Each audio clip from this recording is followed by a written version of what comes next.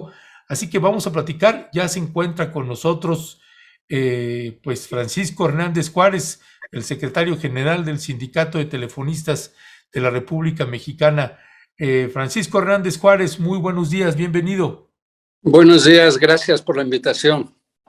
Gracias, secretario. Secretario, pues cuéntenos, parece ser, a diferencia de otras ocasiones en donde pues hemos tenido la oportunidad de estar dándole seguimiento, conversando con ustedes en las negociaciones que están teniendo los trabajadores y las trabajadoras con la empresa de Carlos Slim, pero parece ser que en lugar de irse corrigiendo o arreglando las diferencias, pues estas se están agudizando y no sé qué tan cerca o qué tan alto es el riesgo de que haya una huelga, que estalle la huelga, cómo están en el proceso de negociación con respecto de las violaciones al contrato colectivo de trabajo. Ernesto, buenos días nuevamente. Bueno, déjame decirte que hoy precisamente es un día importantísimo. La Asamblea Nacional, o sea, los representantes de todo el país están reunidos aquí en México para evaluar pues el avance de las negociaciones y decidir si es que hay un posible acuerdo, pues cómo hacerlo, cómo lograrlo, y si no, pues qué decisiones tomar. Tenemos, digamos, 3 emplazamientos. Un emplazamiento por revisión contractual, que es el que en este momento tiene prioridad. Otro emplazamiento por la falta de vacantes, porque la empresa no ha querido cubrir las vacantes. Y otro más por violaciones al contrato. Nosotros le hemos dado prioridad a la revisión del contrato. Esperamos tener un acuerdo en relación al salario y a las prestaciones, pero pues la verdad es parte de lo que hace difícil los arreglos con la empresa, porque pretende darle un aumento salarial a los activos y otro más bajo a los jubilados, porque ya no quiere que le aumente el costo de los jubilados, pero la mitad de ellos son jubilados, la mitad de los trabajadores que van a votar la decisión. Y una propuesta de esta naturaleza obviamente puede generar un ambiente desfavorable para un arreglo, y eso nos complica la negociación. Estamos tratando de reconsiderar la empresa. En un rato tengo una reunión con el director y espero que podamos encontrar una salida, pero esa es la primera cuestión. Si hemos decidido pasar el emplazamiento que lo teníamos para mañana miércoles a las 12, para el viernes, para ver si logramos ese acuerdo, pero pues no está fácil. Aún así, soy optimista en relación al primer emplazamiento por revisión de contrato. El que me tiene más preocupado es el de las vacantes. La empresa hizo un compromiso hace 3 años para entregarnos casi 2,000 vacantes que iban a ser distribuidas en todo el país y no ha querido cumplir con su compromiso. ¿Con ninguna? ¿Con ninguna de las 2,000? Ninguna, no ha entrado personal hace 3 años. Entonces eso, pues obviamente hace que las labores se vuelvan más complicadas. Hay lugares donde había 20 trabajadores y nada más hay 10 o 8. Es decir, no, la empresa ha crecido en número de líneas, pero los trabajadores no se han cubierto de acuerdo a lo que debería hacerse la plantilla en este momento. Entonces, ese es el que me tiene preocupado, porque ya los compañeros están muy inquietos y bueno, ese podría ser un punto que nos podría llevar a un conflicto. Nosotros esperamos que no hemos pedido la intervención de las autoridades laborales. Esperamos que el día de hoy poder entrar en contacto con ellos y ver si podemos encontrar una salida. Claro. Esta parte de las violaciones al contrato, ¿cuáles son las violaciones específicamente pues, más relevantes e importantes para ustedes en este contrato que está incumpliendo la empresa? Mira, me parece que la manera de explicarlo de manera que pueda entenderse es que en el área de las comunicaciones, la tecnología que se tiene que utilizar es cada vez más sofisticada, si me permiten el término. Las empresas de telecomunicaciones que no invierten en nuevas tecnologías se quedan rezagadas y salen del mercado y es más difícil lograr mayores clientes. Si tú a un cliente no le entregas hoy una buen internet de ancho de banda suficiente para que pueda hacer todos los servicios que las actividades de oficina, educativas, de propio hogar, no tienes para desarrollarlo, pues obviamente buscas una empresa que sí te lo dé. Entonces, la empresa para tener anchos de banda suficiente necesita estar invirtiendo permanentemente en nuevas tecnologías. Entonces, la empresa se queja de que ya el costo de la nómina es muy alto porque no tiene los ingresos que tenía antes. Claro que no los tiene porque las tecnologías nuevas las ha estado sacando de Teléfonos de México y los pasa a América Móvil. Entonces, pues ya el teléfono deja de tener los ingresos que requeriría y por eso se hace más pesada la nómina. Pero esa materia de trabajo la tiene pactada con nosotros en el contrato colectivo. Esa materia de trabajo debería ser nuestro desde la telefonía celular. Pero decidió poner otra empresa y parte de lo que le ha llevado a tomar estas decisiones, ¿qué es que piensa? Que los salarios que tenemos y las prestaciones que tenemos, pues como que no debiéramos nosotros tener esa oportunidad. Cuando Teléfonos de México en el año 2000 fue la mejor empresa telefónica del mundo, la que más ganancias tuvo, que no fue nuestra nómina lo que lo impidió, sino las decisiones que tomó la empresa de sacar materia de trabajo que es nuestra, que eso es lo que reclamamos de violaciones al contrato, y luego se agudizó por las regulaciones del IFETEL, que le obligaron a Teléfonos a subsidiar a la competencia. Entonces, eso es lo que nos tiene en este problema, porque nosotros no tenemos inconveniente de ayudar a la empresa a que se recupere, pero que no nos quiera cargar la responsabilidad de las decisiones que tomaron ellos y las decisiones que tomó el IFETEL. Para la gente que le está escuchando, secretario, cuando dice la empresa decidió pasarlo a América Móvil, ¿qué es lo que maneja América Móvil? La telefonía celular, que es la que mayor fuente de ingresos es, pero además sacó otras empresas que se llama Triara, Uninet, que son las que proporcionan los servicios más rentables. Entonces, Teléfonos le tiene que pagar a ellas y por eso esos ingresos ya no caen en Teléfonos en México. Ese es el tipo de servicios que lamentablemente nosotros no damos, deja de haber esos ingresos para la empresa y luego el IFETEL nos obliga a subsidiar a la competencia, pues entonces las finanzas de la empresa no están en su mejor momento. Cuando hablamos de la revisión contractual, el primero de los 3 emplazamientos, ¿a qué nos estamos refiriendo? ¿A qué se están refiriendo en la revisión contractual? Es decir, los puntos en los cuales ustedes son de carácter irrenunciable. Nosotros, por ley, tenemos derecho a cada año a solicitar un aumento de salario un año. En los años nones, solicitar un aumento de salario es lo que se llama revisión salarial. Cada 2 años a revisar salario y prestaciones. O sea, este emplazamiento por revisión de contrato es el que por ley todos los sindicatos de este país pueden hacer. Entonces, nosotros hicimos nuestra solicitud, tenemos que meter un pliego petitorio, presentar junto con él un emplazamiento a huelga y terminar la negociación en la fecha que se tiene prevista del vencimiento del contrato, que es el 25 de abril. Lo hemos prorrogado para tratar de lograr un acuerdo, pero bueno, esperamos hoy que eso sea posible, pero es la revisión que nos toca cada año. Mejorar nuestras prestaciones, mejorar nuestro salario de acuerdo a lo que la ley establece. Ya, ahora, con respecto de los 3 emplazamientos, la falta de vacantes, revisión contractual y violaciones al contrato colectivo de trabajo.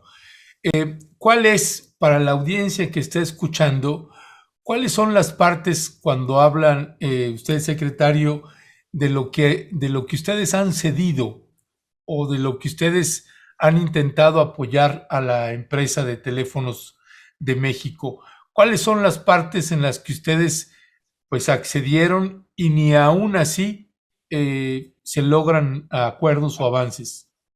Bueno, una primera cuestión, nosotros tenemos una cláusula 149 en el contrato colectivo que permite la jubilación de los trabajadores con determinados años de servicio y determinados años de edad.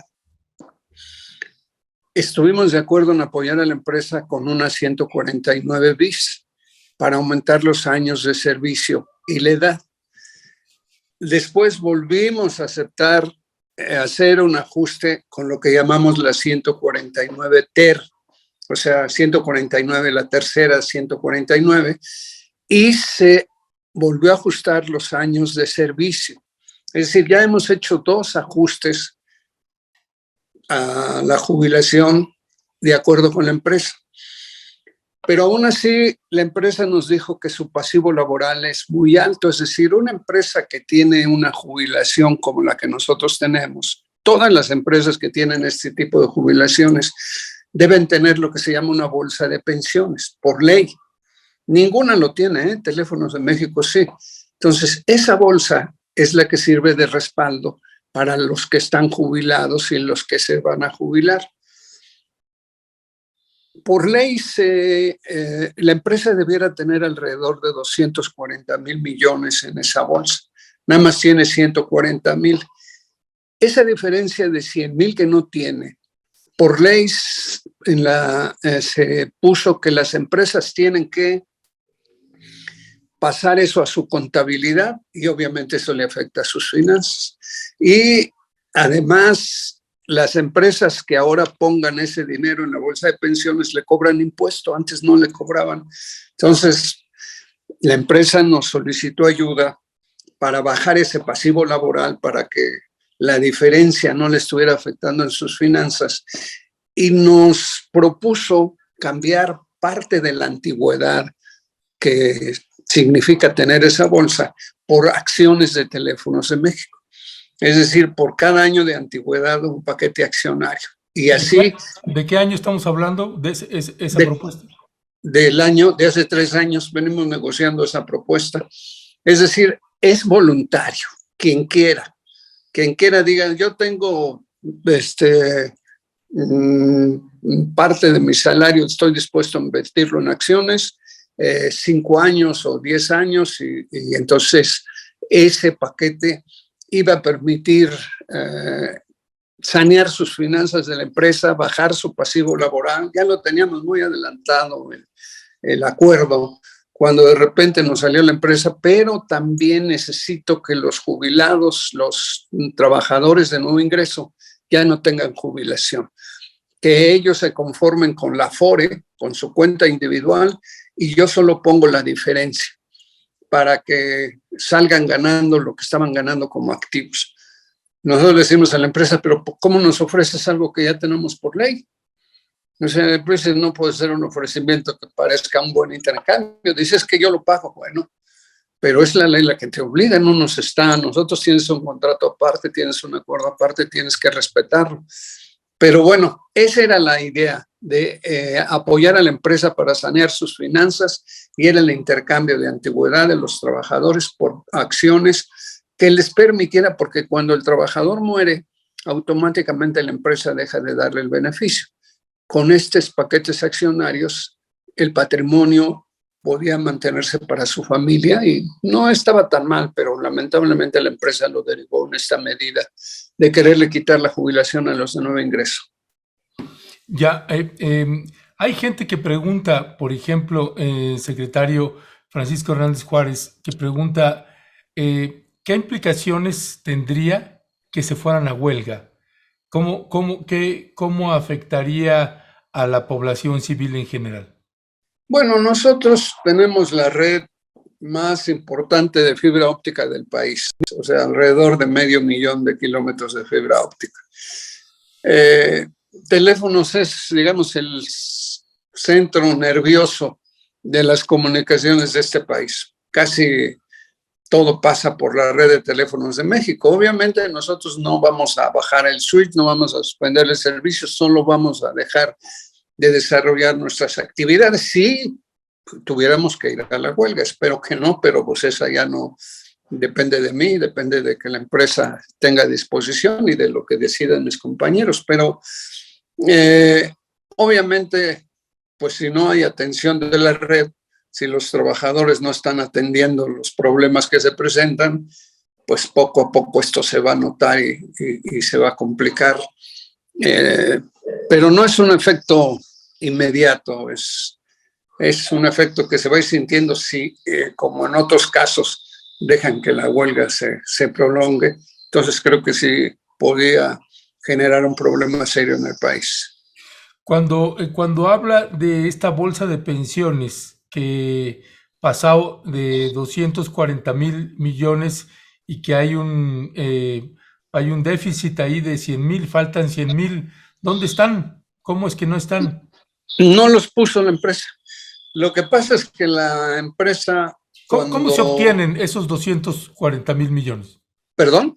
De cálculos actuariales, que se ve el número de trabajadores, la edad que van a laborar, la edad que tienen, la edad en que se van a jubilar, el tiempo estimado que van a durar como jubilados.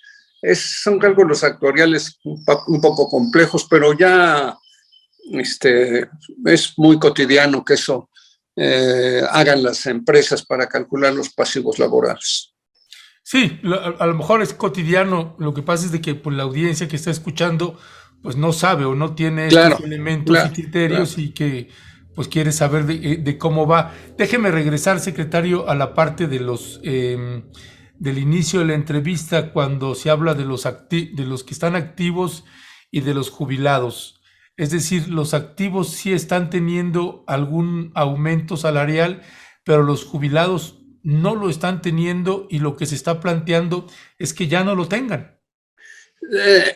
La empresa nos está ofreciendo un 3.25 de aumento salarial y menos de medio punto en prestaciones. Obviamente, si consideramos que desde el punto de vista legal esta solicitud de aumento salarial señala claramente que es cuando los factores de la producción se desequilibran y el trabajo queda en desventaja. Se busca equilibrar los factores de la producción, cuando menos en los niveles de la inflación que se tiene en estos momentos en el país. Si la inflación anda en el 7.8%, con 3.5 de aumento, 3.25 ni siquiera es la mitad de la inflación que se ha tenido en el último año. Y eso es lo que estamos reclamando. Nos está ofreciendo para los activos 3.25 y para los jubilados la cantidad en pesos, lo que hace que conforme aumente el salario sea menor el beneficio para los trabajadores, pero todavía no lo pactamos, no está ni para activos ni para jubilados. Está viendo qué pasa con la Secretaría del Trabajo y Previsión Social. ¿Están interviniendo? ¿No está interviniendo? Hemos escuchado al presidente de la República, Andrés Manuel López Obrador, que en algún momento algún colega periodista hace varios meses hizo algún planteamiento sobre esta situación que tenía el sindicato de telefonistas con la empresa de Carlos Slim. Y aunque hubo ahí un golpeteo contra usted, el presidente salió a defenderlo a usted. Dice que lo conocía de mucho tiempo y que le ha tocado ver ahí pues batallas que han tenido que enfrentar.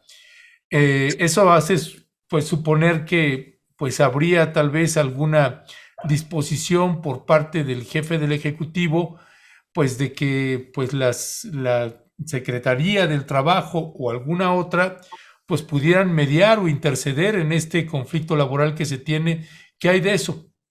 Bueno, hemos solicitado por escrito una audiencia con el presidente para plantearle nuestra preocupación y nuestro punto de vista en relación al problema. Creemos que tenemos razón, pero además, pues siguiendo su mismo ejemplo, el presidente cuando llegó le ofrecieron aumentar los años de servicio y de edad de los trabajadores petroleros, y el presidente rechazó la oferta de quien quería ganarse su simpatía del presidente, perjudicando a los trabajadores. El presidente no lo permitió, pero eso ya también lo habían hecho con los electricistas. Les cambiaron la jubilación y el presidente, después de ver la respuesta que los trabajadores electricistas estaban dando para rescatar el sector eléctrico, les regresó la jubilación que les habían afectado. Entonces, nosotros no creemos ser menos que los compañeros petroleros ni los electricistas, y creemos que nos merecemos, igual que ellos, nuestra jubilación, y nos sentimos con el derecho y la obligación de defender nuestra jubilación para los trabajadores de nuevo ingreso. Entonces, ya hemos solicitado la intervención del presidente, ya le entregamos esta solicitud por escrito. Ayer lo hicimos con la secretaria de Trabajo y me hicieron saber que en el transcurso de hoy es probable que entremos en comunicación con ellos para tratar de darle una solución al problema. ¿Qué papel ha jugado la secretaria del Trabajo, Luisa María Alcalde? ¿Ha logrado en algún momento la mediación? Bueno, estuvimos realmente, y a mí me parece muy cerquita de una solución a través de lo que llamamos una comisión intersecretarial, donde estaba el IFETEL, la empresa, el sindicato, la Secretaría de Gobernación, la Secretaría de Comunicaciones y la Secretaría de Trabajo, a través de esta comisión tratando de encontrar una solución. Lo que pasa es que la pandemia no lo afectó todo y ha sido muy difícil volver a integrar esta comisión intersecretarial, pero la Secretaría nos consta que ha puesto de su parte el interés que se requiere, pero pues la empresa está en una posición de que si no es como ella quiere, no hay solución, y eso es lo que nos hace pensar que hay muchas posibilidades de conflicto. En la vasta experiencia que tiene el secretario en estos pues negociaciones y golpeteos con una empresa como la de Carlos Slim, ¿cuál es desde el ángulo de su mirada lo que hay detrás? ¿Cuál es el fondo? De pronto, pues pareciera, no sé si Carlos Slim quiere declarar la quiebra de la empresa, o cuál es cuál es la lectura que usted da en este tiempo. Estamos pues en el mes de mayo del 2022. Si se habla de nuevas tecnologías y demás, ¿cuál es la valoración que ustedes tienen de lo que están haciendo allí? En México es un asiduo participante de los acuerdos comerciales que se hacen en el mundo. Si no estoy mal, México es el que más acuerdos comerciales tienen con el mundo, alrededor de 50 o 60 acuerdos comerciales. Y cuando en el 2017 se estaba bosquejando el acuerdo comercial de nueva generación, el más grande del mundo, el llamado Transpacífico, México fue rápidamente a apuntarse diciendo que por supuesto quería participar en el acuerdo comercial, y por primera vez le pararon el alto a México, diciéndole que no le iban a permitir participar en el acuerdo comercial, pretendiendo ofrecer, como siempre, como principal atractivo de competencia, la mano de obra barata. Entonces, México, a mí un secretario de Trabajo me llegó a decir que no iba a permitir que en el extranjero se le dictaran en el gobierno de Peña Nieto esas normas a México, pero después tuvo que apechugar el gobierno mexicano y tuvo que verse obligado a cambiar de actitud porque le dijeron que si quería participar en los acuerdos comerciales y ya no ser esa su ventaja competitiva, tenía que reformar la ley laboral. Y fue como se hizo una reforma, la más avanzada, yo diría, de los últimos tiempos, precisamente para erradicar la mano de obra barata, y uno de los aspectos que se consideraba fundamental era que México era el paraíso de los contratos colectivos de protección patronal, es contratos que se firmaban sin la autorización de los trabajadores, sin su participación. Y bueno, pues había empresas que venían a México y antes llegaban a decirle, aquí hay un menú de sindicatos, un menú de contratos, usted empresa escoge el que le guste. Y firmaban los contratos y todavía ni siquiera se abría la empresa y todavía ni siquiera se contrataban trabajadores. Bueno, el Grupo Carso, me imagino que debe tener como 500 empresas, como 500 contratos. El único que con sindicato, o de los poquitos con sindicato, es el nuestro. Entonces, no les gusta tratar con sindicatos, tienen despachos laborales muy poderosos donde son los abogados laborales los que negocian los contratos y menos con prestaciones como las que nosotros tenemos. Entonces, quieren darle una lección a los trabajadores de que ellos son capaces, aún con sindicatos como el nuestro, de poner las cosas en el ámbito laboral que a ellos les interesa, que a ellos les conviene.